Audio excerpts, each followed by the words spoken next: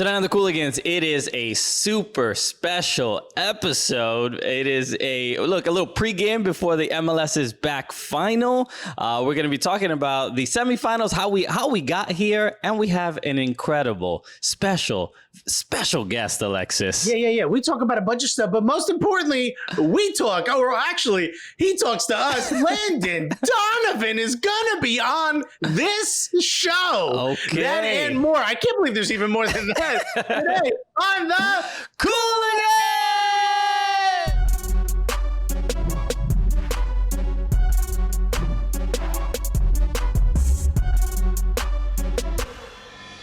Yeah, baby!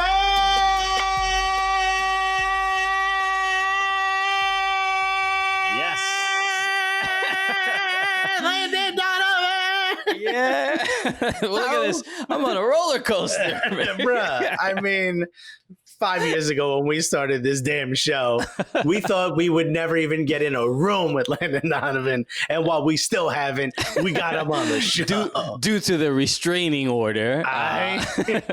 But doesn't count over the internet. Thanks for being on the show, baby. Thank you, technology. Yeah. All right. Yes. Hello, everybody. Welcome to the Cooligans, a special The Cooligans. MLS is back. A little pregame. Okay. The final is coming up in a couple moments. But yeah. It's gonna happen. You get to chat with us. Oh, and I don't know, a legend before we go on. That's right. We are going to be joined by Landon Donovan today, head coach of the San Diego Loyal. And I don't think you've ever heard of anything else he's ever done, right? That's Well, I mean, I think he did other stuff before, but man, what a legend with the Loyal. Huh? We'll ask him about his resume. You're very unfamiliar. No, we're super excited. Hello, but again, hello, welcome to the Cooligans. My name is Christian Polanco. I'm Alexis Guerreros. All right, we are your favorite stand-up comedians that host the funniest soccer program on television. Yup, and it also happens to be the gulliest. Okay, yeah, and this it's gonna get our conversation with Landon Donovan is gonna be exactly that, because we're gonna get into some of the drama in his career. Maybe some of the the issues he had with some coaches. Yeah. I mean, maybe people who ran the men's national team. You know what I mean? Maybe they butted heads a couple times. Exactly. You know what? We'll chop it up about that. Yeah, we'll ask him. Maybe he has stories, or maybe goals that he scored. That means we're probably not going to get a lot of listens in Algeria.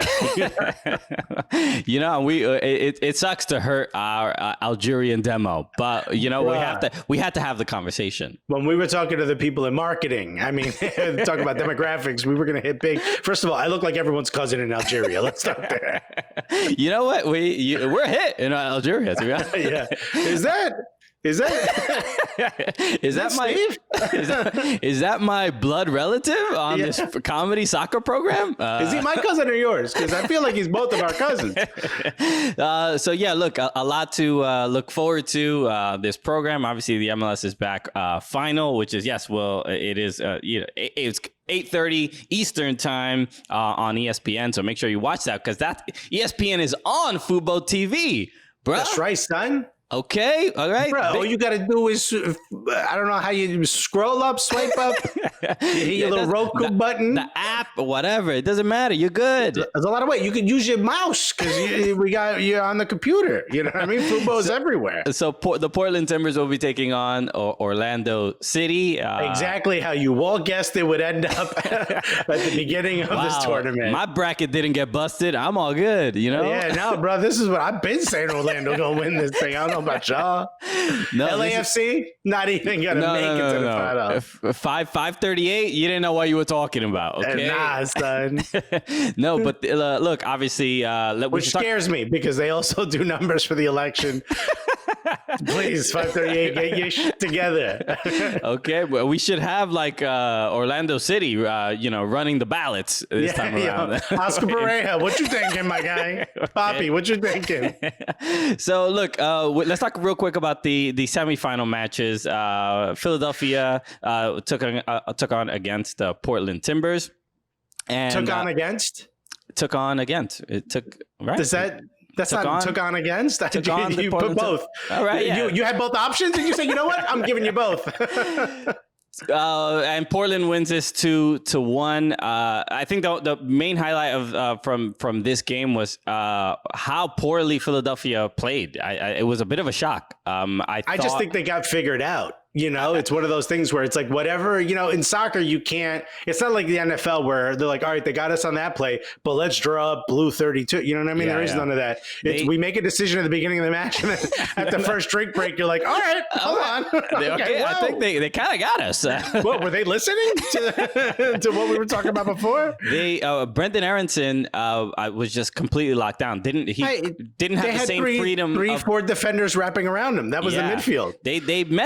They had Messi rules on Brendan Aronson, which is great if you're a kid. Yeah, that's right. I mean, it's obviously flattering but frustrating. But they did, they didn't allow him to really move around much in the midfield with the ball. He was very frustrated, and so was Sergio Santos. But just Portland did their thing, right? I mean, like the issues with set pieces for Philadelphia were just kind of a bit of a surprise. I think this has sort of been happening in a lot of these quarterfinal matches and semifinal matches where, like, once you give up the first goal, there's something the possibility of leaving the bubble seems a little bit more exciting. So the energy is not really there for the rest of the game. That's why like at halftime, Philly was like texting their wags like, "Yo, look, I know we're down right now. Look, I think I'm gonna see you real soon, honey." Nah, I don't know. Maybe get close to the airport in the next few hours. Same thing with different. Orlando. Was just incredible. They are playing with their rejuvenated team. The Adrian Heath Derby was the Adrian Heath Clasico. Yeah, man. I thought Minnesota. But I think this is the thing. It's just that whenever someone goes up against Orlando, I pick the other team because in my head it's still Orlando. Because nature, because of the way of the universe. Because it's Orlando. No offense, Orlando, but if we look at the body of evidence, you know what I mean, would suggest y'all ain't built for this. Yeah. But clearly, Dom Dwyer was right when he was on our show. He was like, "Nah, I think y'all be surprised." You were right, Dom. Hey, buddy. Yeah, and shout out to Dom Dwyer. Dom Dwyer just had knee surgery, so he's going to be out for a little bit. So I hope he gets back soon and quickly. But the fact that, Nani was unbelievable. Nani's been obviously MVP of this tournament. He hasn't necessarily had the most goals or done whatever, but he's just been... he's had the most highlights, probably. He's just been there when they needed them. Yeah, for sure. And this is where you see like that this is what a designated player is supposed to do. That golazo on that right foot curler that got past Tyler Miller was unreal. And Minnesota. If you're the defender, what do you do in that moment? You've got a runner coming this way, and you've got Nani in front of you. You know he could curl it, and then he did that slight feint to look like he was going to pass. Like, what do you do in that moment? There's just nothing you could do. But what do you think is going to happen in the final? Do you have I think Orlando's going to win 4-0. How about that? Look, I'm going to go with the hot hand. I think Orlando, a home field advantage. There is something that is inexplicable about this team. I think Portland are very, very good, and especially Portland's incredible. But now Orlando's going to lose because we picked them. Like we don't pick them, they keep winning. We pick them, they're going to lose. I think they are going to. It's a good matchup too. Especially, I love it's two Latino head coaches. Savarese against Pareja. I think they're really going to it's not. I don't think it's going to be a high scoring game. They should put an empanada in the middle, and whoever wins gets to eat the empanada. So they should remove the Adidas logo and put a big empanada. Is that what you suggest? Empanada literally on a table in between the two managers. Whoever wins gets to eat that empanada. Nice. Okay. Yeah. Instead of that's what the fourth referee will watch. We got a fifth referee, an empanada referee. He's just staring at it. Nobody touch it. He's wearing kitchen gloves. We got an empanada. The golden empanada. You can't touch it. Oh my God. All right. So look, the MLS is back. Final will be 8:30 Eastern tonight. Watch it on ESPN right here on fuboTV. And we'll be back with more Cooligans right after this.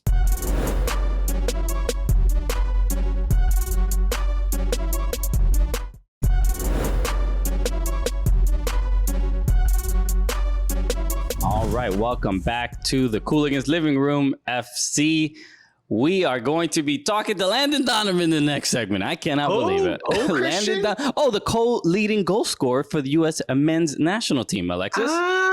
That Landon Donovan. I thought you meant the accountant in Midtown. we get him confused all the time because that accountant, a legend too, bro. Yeah. He's Jurgen Klinsmann's accountant. Look, so we'll be joined by Landon in just a moment. Let's talk real quick about the MLS regular season returning. They've put out the everything plan. Seems super smooth. No one has any problems with it whatsoever. They put out the plan. They put out the schedule.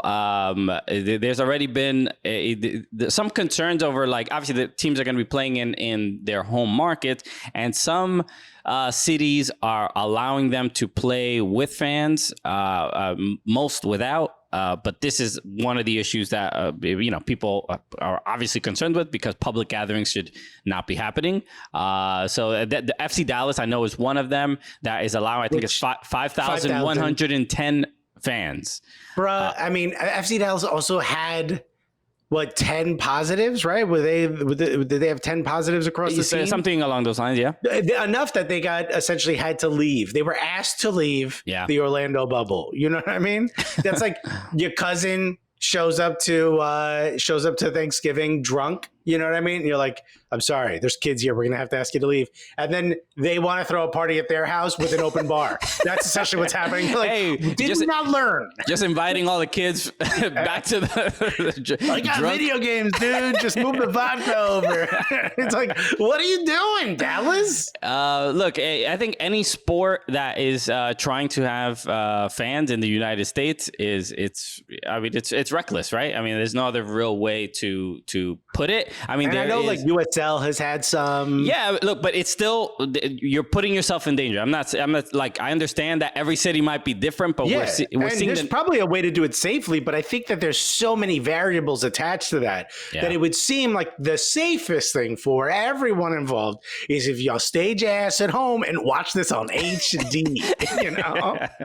Okay, yeah, because it's what they're doing right now with televisions is crazy, bro. It's crazy. I heard you might be able to watch it 4K, whatever it takes. And so I'd rather that than 4K people be at the stadium. Do you get what I'm saying? So look, you hope that, again, nobody has it, right, and is going to the stadium, but statistically that's obviously not very likely. So you just hope for everyone's safety. I don't understand. Even in Europe, Atletico Madrid has I think 3 players tested positive. They're not going to have to quarantine. They can't be a part of Champions League or Europa. I forget what they're in. Like, nonetheless, like these things are serious, and we don't want the fans to get sick. We don't want some cities and states, I mean, they're letting the kids go back. No one's wearing masks. So some people are just like, whatever, COVID, no COVID, who cares? You know, high five. Everybody gets it a little bit.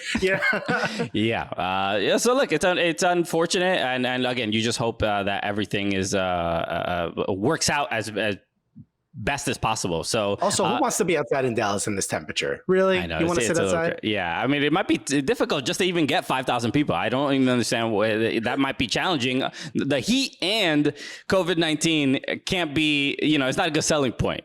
I wish 5,000 people would try to explain to me that Paxton Pommico video of their restart, because I honestly don't get it. I thought it was hilarious. I mean, you and I have very different comedy, so I get it. If there was one fart sound in that whole video, I would have laughed.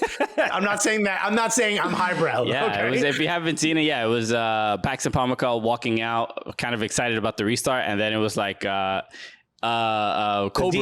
DJ. Cobra was DJing, and then he just started playing this like techno music, and it was silly and it was dumb, and it was I think it was silly, and it's weird. It's like that perfect level of MLS weird, where like, don't take yourself wildly serious, play with it. Just the bit didn't land for me, but clearly it did for Christian. So you did something right. Mr. Highbrow Comedy, Alexis Guerreros. I'm like, you know what? I'm wearing one of those director scarves. I'm sitting back in a chair, holding a pipe. I'm like, have we thought about a whoopee cushion? Have we thought the whoopee cushion? Honestly, one fart sound would have made me giggle. I didn't get it, but FC Dallas, you're trying, which is more than you've done in the past, baby. Good for you.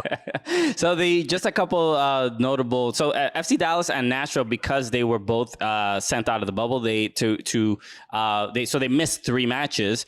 So the way they're going to fix that is they're gonna play 3 matches against each other. They're doing their own competition. Yeah, It's the MLS is bumped. Tournament. It's the battle for masks.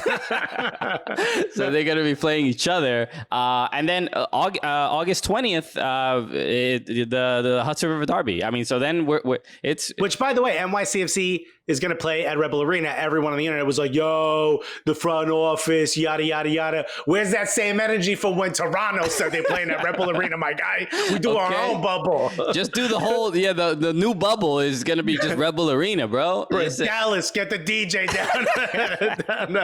down to Rebel Arena. So look, a lot, this month is going to be wild. Obviously, it's going to be wild, but we're really going to look forward to what the MLS season is going to look like. And we hope. Right now, who we got?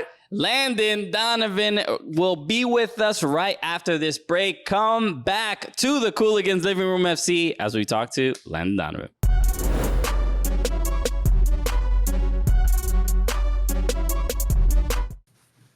What's up, everyone? It's your favorite former U.S. men's national team player, Jimmy Conrad, and I got goalie with the Cooligans.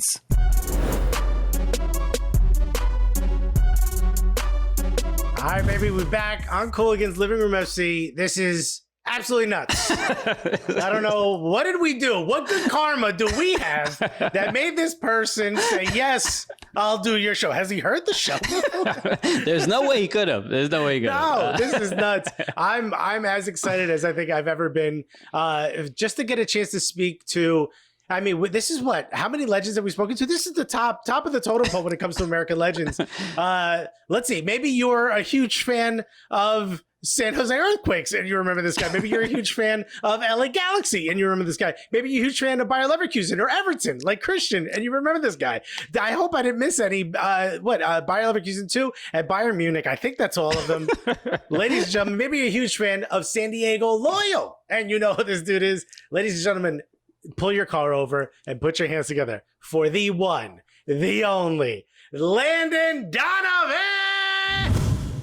Hey, you forgot the national. And I'm wearing the shirt. And you're wearing the shirt. I know. Wow, it's just like you just missed that part of the highlighted part of the resume. Yeah, we should have let Jurgen Klinsmann write your intro. I'm joking. Already with the jokes. Landon Donovan, it is an absolute honor to have you on our show. We've been doing this. It started out as a. Does it ever get tired? Do you ever get tired of being called a legend? I mean, there's worse things in life. Yeah, that's a good way to put it. Look, like what my in-laws say about me. Sorry, Christian. So let us begin with not discussing Alexis's issues with his in-laws, and let's talk about your career. Let's start with the present right now. You are wearing the San Diego Loyal hat. You have gone into coaching. What has that experience been like for you in San Diego and working with this new team? Mostly a disaster. If you told anybody that their first head coaching job would be in 2020, where after 2 games you get hit with a global pandemic, they'd probably say like that's a story that Hollywood wouldn't even believe. But we've played 6 games. I expected to have a lot of stress. I expected to lose all of my hair. I got a tiny bit left, but not from a global pandemic and everything that's gone on. I thought maybe we'd go on a 3-game losing streak and that's what would cause it. It's been pretty crazy. The amount of soccer versus other stuff is very small, unfortunately, up to now in the year, but hopefully we're getting back to some normal. Yeah, we've all been on a losing streak, right? All together, the entire world. I'm sure no one's like, dude, I can't wait to go into coaching, and I hope we're all completely alone and have no fans ever showing up, and we have to lock down for months. Yeah, exactly. It's not usually in your plans. It's not the way I dreamed of it. They don't go over that during the A-level certificate for coaching. Yeah, exactly. That is not something they prepare you for. How difficult is it for you to coach though? Because I'm sure you're talking to some of your players and you're just like, yo, why can't you do it the way I would have done it? You know, the greatest player ever produced by America. Well, what I keep reminding myself is that I also didn't know certain things right early on, but you have to be taught and then you have to practice. So you learn quickly which players pick up things quickly, and you can work with players individually in that way. But the reality for most of the guys at this level is they've just never been taught, right? They've never been told how to do things at an elite level to be a professional. So it's humbling at times because you have to say things over and over and over. But then I think back to myself. I had to learn things over and over and over until I got Okay, it. and what's the a lot of people, new coaches get asked this question, but what is the thing that you now respect coaches for now that you have gotten into coaching that you didn't really respect while you were just a player? Everything. Honestly, everything. Because there's so, you guys know, like doing this show, right? Like people probably tune in and they go, oh, it's just two guys hanging out with their microphones, and like, but there's so much preparation that goes in, right, to put this on. Oh, Landon, you must have not seen this show before. I don't know. Is there someone preparing for us? Because I know we ain't. No, but there's so much that happens to make it right. And so you can do this job very lazily and very easily, but you're not going to be successful, right? So it takes time. I think the energy used on preparing training, running training sessions, then dealing with just 25 individuals on a daily basis and all the things going on in their lives. There's, a player came to talk to us for a half hour today because he has an option for next season and he's trying to plan. He's 2 months from maybe being out of a job or being here again next season. Right. And he's trying to figure out, and I don't have an answer for him yet, but you got to have that conversation and be honest with him. But meanwhile, he's trying to figure out his life going forward. He's 2 months from having no paychecks. So like there's all these little things that go into it, and it takes a lot of time and a lot of energy. But if you want to do it the right way, then you have the conversations, you prepare the right way, and you give everything, because it is these guys' livelihoods, and I care about that deeply. When you look at sort of where the state of American soccer is today, I'm sure you've been asked this before, but when you were playing on the men's national team, you were top 10 in the ranks for FIFA for many years in a row. And now it's not going so well. What are some of your just initial thoughts on what's happening in American soccer? What just as someone who's now a fan? I mean, how long do you have? Bro, how long do you have? Because we'll do this all day. Yeah, exactly. I think there are a few pieces, right? Every cycle of national team, so every 4-year cycle leading up to a World Cup, you sort of have the group of players that you have. And so either in some years you have, better players than you have in other cycles, right? And we went through a stage where we had a couple like down cycles just from a player standpoint. But long term, if we really want, because we could talk about each World Cup, and most World Cups for the U.S. are like a bounce goes this way and you advance out of the group. Bounce goes the other way and you go home early, right? Like that's where we are. When it's Brazil or Italy or Spain or Holland, they don't get to that point until it's like the quarterfinals or the semifinals. But if we want to get to that point, we have to start developing players that can play at that level. Like we never have had a Messi, right? Most teams have, but a Cristiano, or even some of like the top elite players around the world, we haven't had that. So if we ever want to get to that place where we're going into a World Cup saying we're going to get to the quarterfinals, no problem, and from there we'll see what happens, we got to develop players that can play at that level. We haven't done that yet. Well, I would also say, those other countries have not had a Landon. You know what I'm saying? There's a little bit of, they're missing out a little bit. Oh, you got a Messi. But where's your stock in the Donovans? Well, if you ask my mom, it's very high. She's about the only one that feels that. Incredible. All right, so we'll be back with more Landon Donovan right after this.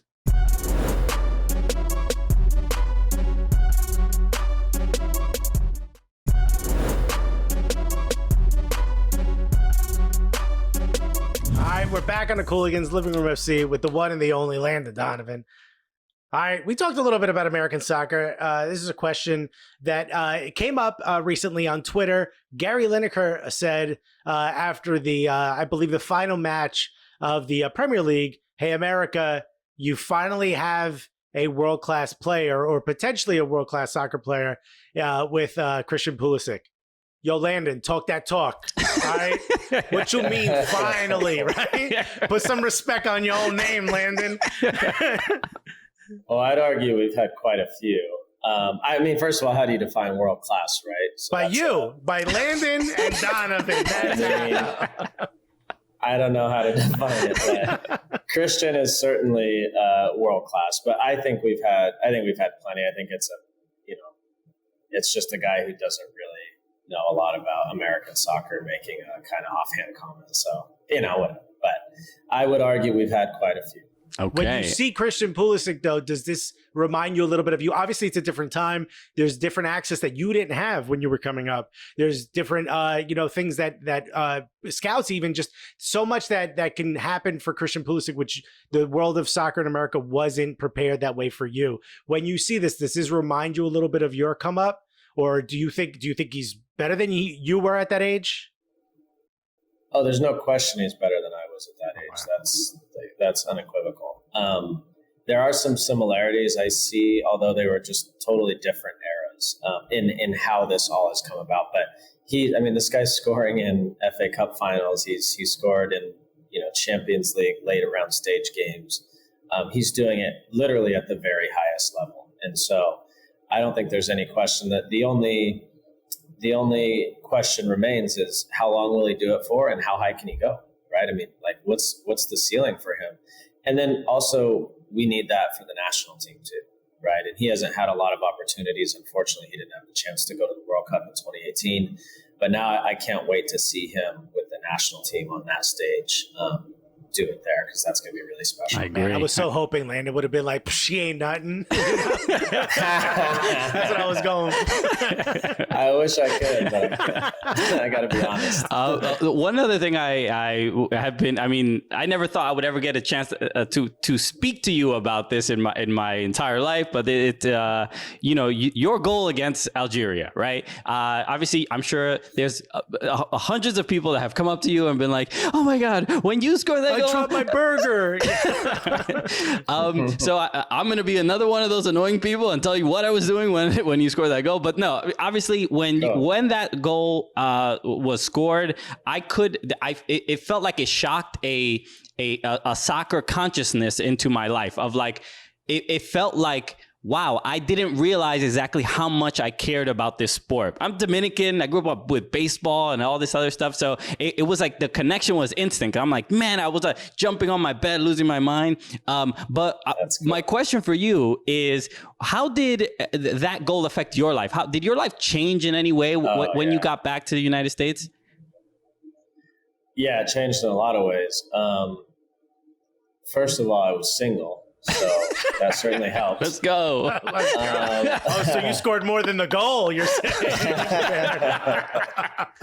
So, yeah, living in Southern California and scoring that goal and being single was definitely a good thing.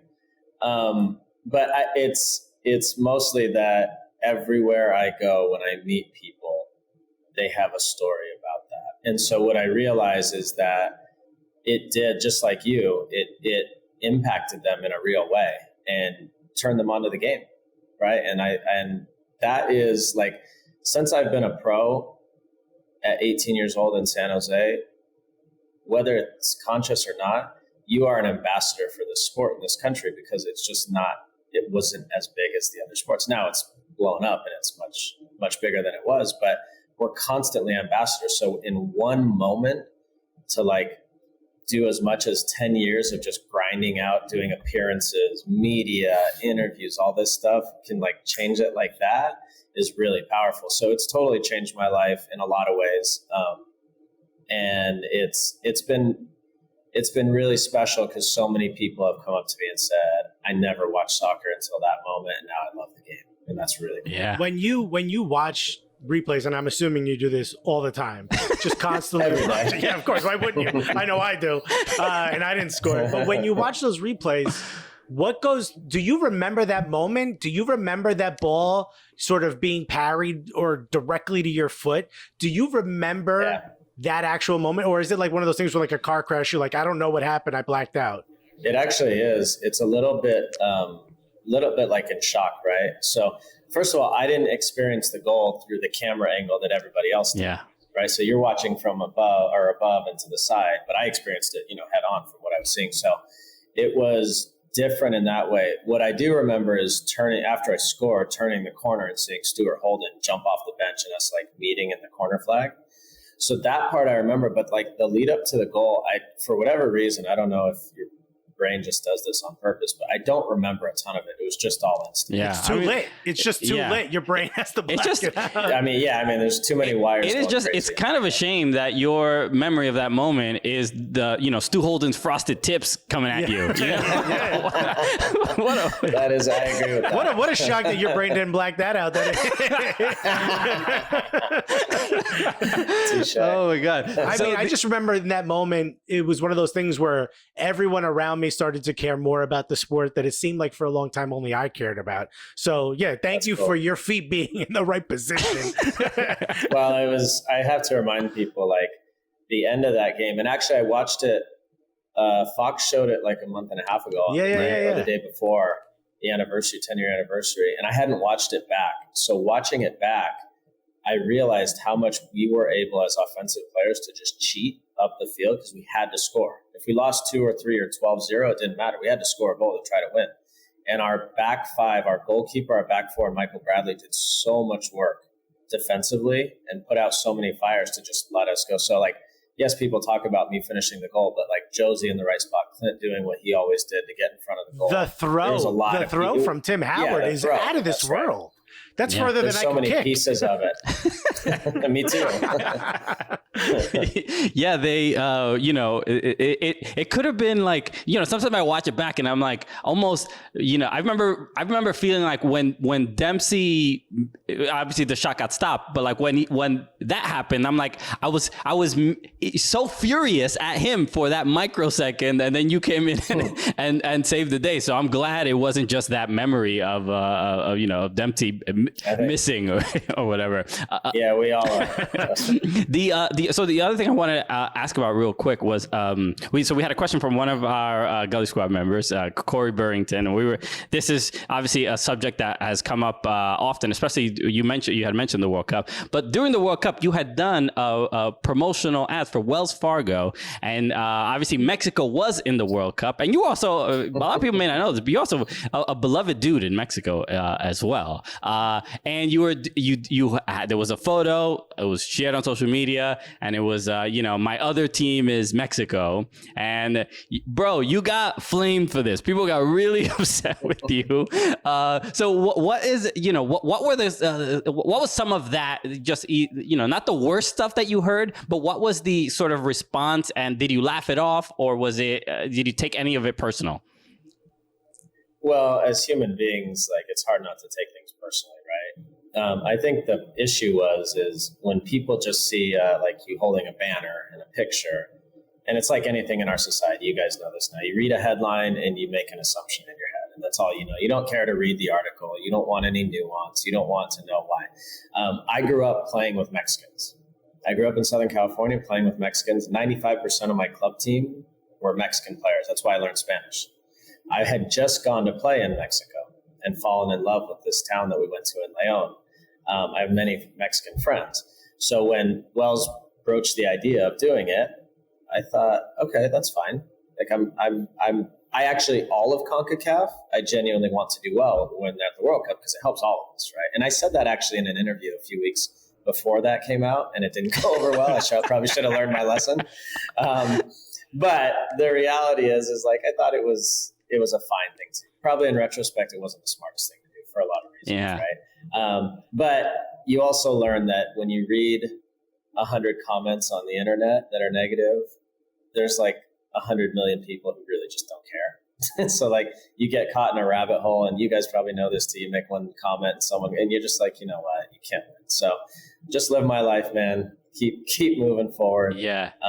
Well, at least it's like there is it felt genuine. Like it was. I'm like, it sort of felt like that there is a sort of good sign that people were so mad at you, or that the sport is now at a place where people will be mad at you for that. True. You know what I mean? Yeah, that's true. That means people you have to remember. Yeah, that's true.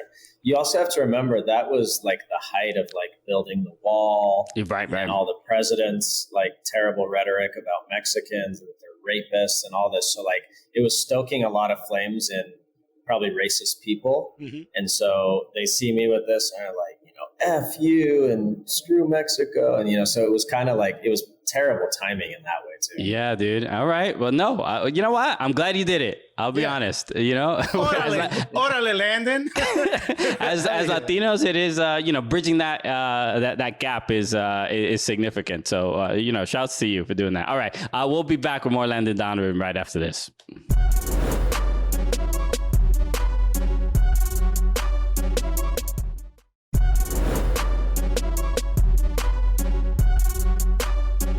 All right, welcome back to the Cooligans Living Room FC. We are here with the head coach of the San Diego Loyal, just U.S. men's national team legend Landon Donovan. And look, I'm wearing the full outfit. I gotta ask about the Toffees. You played at Everton, short spells, but I became an Everton fan because I saw that they were one of the few Premier League clubs that were bringing in American players. And that was my connection to the team. I saw Tim Howard. I saw you. I'm like, all right, this seems like a simple decision. What was your time at Everton like? I know fans had a lot of love and respect for you. But what was that like, making that jump there and playing for that team and finding some success? Incredible. So, and the reason it started, I'm a very loyal person. So when I feel respected, loved, accepted, I reciprocate, right? And so the day I got off the plane, I'll never forget, I left on New Year's Day from LA, arrived in Manchester, went straight to the stadium with my agent because they were playing an FA Cup game at the stadium. So I got there at halftime and I had like a beanie on, big coat, scarf, like I wasn't very recognizable. And I walked in the stadium and I swear from the second I got in the stadium, fans, ushers, workers there, everybody was like, hi, Landon, welcome. Great to have you, Landon. Welcome. Great to have you here. And I realized really quickly that, one, football was everything to that little city. Yeah. Because everybody there, like, it was everything to them. They knew everything about. So they knew I was coming in. They knew I was coming on loan, and they knew I was coming that day, and they were expecting me. So from the moment that happened, I was like, wow, this is a special place. And the players were the same way. The coaches were the same way. It was a perfect match. When awesome. You look back at that moment, though, I remember watching and thinking there's got to be an immense amount of pressure on Landon Donovan at that moment, because the talk was, how great is Landon Donovan? And there's always that thing of, oh, but they play in MLS. And regardless of how much Christian and I will try to tell people that the skill set, the skill level here is great and blah, blah, blah, people still say, oh, but that's MLS. Now you're stepping onto the Premier League stage. And from the offset, you were playing incredibly well. And I was hearing people that were anti-MLS starting to turn their ideas. How much added pressure was that on you? And do you think that if you would have possibly been able to stay there, that might have turned more heads in a positive direction towards MLS or the American player? Probably, yeah, to answer your second part, yeah. But subsequently, a lot of players have gone to the Premier League now, American players. So I think that stigma's pretty much gone now. At the time, it wasn't. I didn't feel pressure going there because I knew it was a short-term loan. So for me, I just didn't expect that I would play all the time, and I thought it was going to take time. But that changed quickly because the first week we played Arsenal away. I remember. I'm an Arsenal fan. Yeah, and the day of the game, David Moyes, the manager, said, we're going to start you tonight. So I didn't have any time to think about it. But the other piece that was great about that club is it was a really established group of players. So like they all were professional. They cared about the club. They knew how to get results in the league. So I was just a little piece of that. Like in MLS, I was like, if I didn't show up and play well, we were going to have a much harder time winning. But in this group, I just needed to like show up and be a good piece of the puzzle and let everyone else do what they do. And I could help the team win. So it was actually quite easy, the transition for me. All right. And then when we should talk a little bit about the LA Galaxy and your time there. I'm curious what your thoughts on the LA Galaxy right now. I mean, it's we saw them at the MLS is Back tournament and not looking great. The last couple of years, we've spoken about it on the show. It just seems like the cohesiveness and just real kind of defensive responsibility seems to be issues there. So what are your thoughts on LA right now? It's hard for me to watch too, right? I'm so connected to that club, and I have been for a decade plus. So it is hard for me to watch. I have no trouble with teams losing. That happens, right? That's part of sports. And other teams in MLS have gotten really good. So it's not like the Galaxy can just stroll out on the field and win every game. The hard part for me watching is that I feel like a bit of the soul of the club has gone a little bit with some of the players. And so I'd like to see a group of players who just really, really care about the club. And I don't see that when I watch the games. They try, and they're trying to play hard, and the effort's good, but I don't see the same level of dedication that I used to see, and that makes it hard to watch. All right, cool. We got more with Landon Donovan. We get back after this.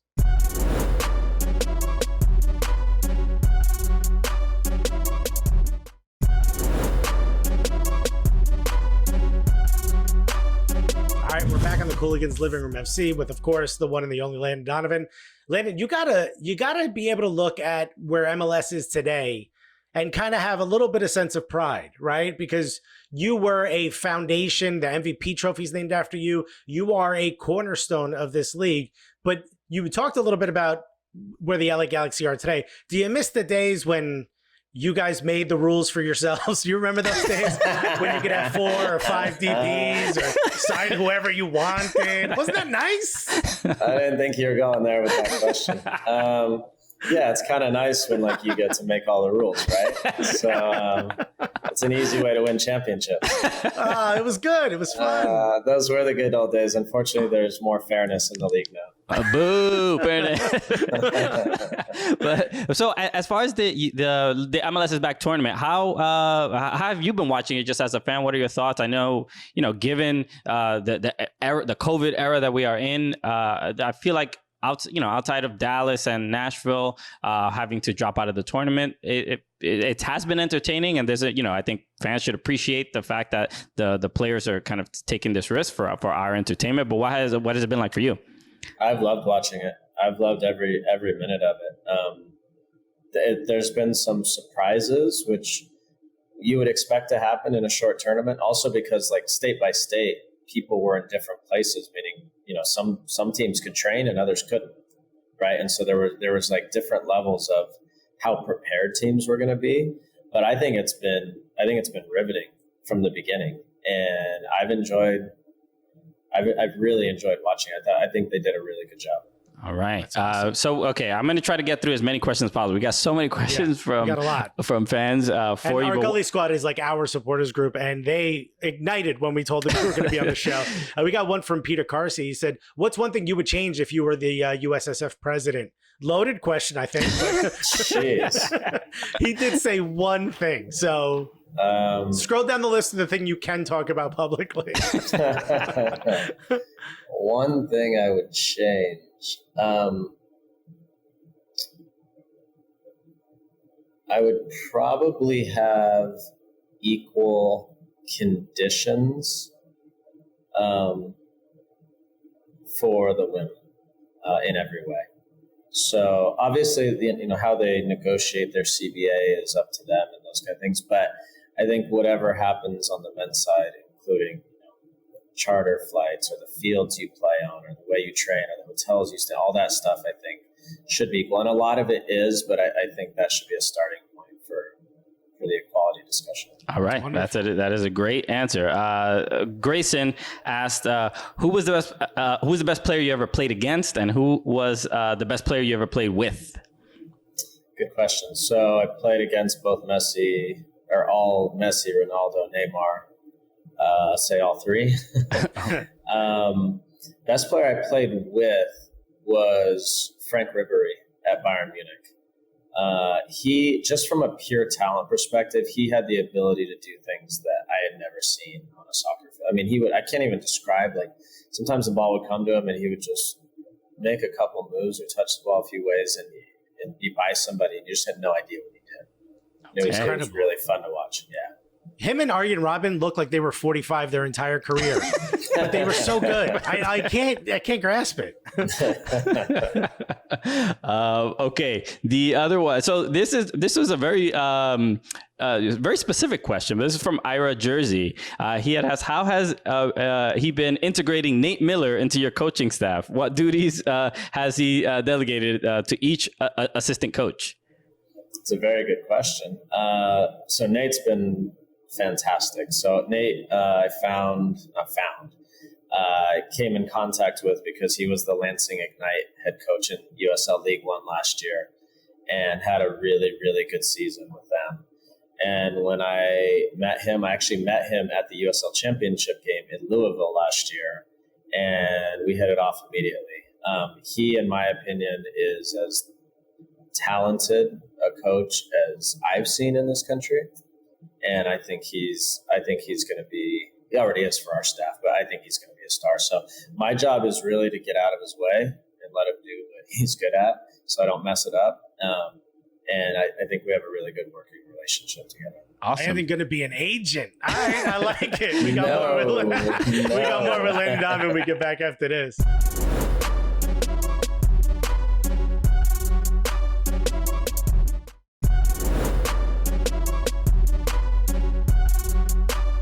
All right. Well, thank you so much to Landon Donovan for joining us. Look, Landon, you have to come back on the show because there's a billion things that we did not talk about that we need to get to. Specifically, the water fountain photo shoot. We have to get to that. There's so many things we have to get to. So we can do a whole episode on just that. So you're welcome to come. You're welcome to come back. Yeah, we could do an episode on all the dumb things. You're welcome anytime. Landon, is there anything you want to let people know before we sign off? Thank you guys for having me. I really appreciate it.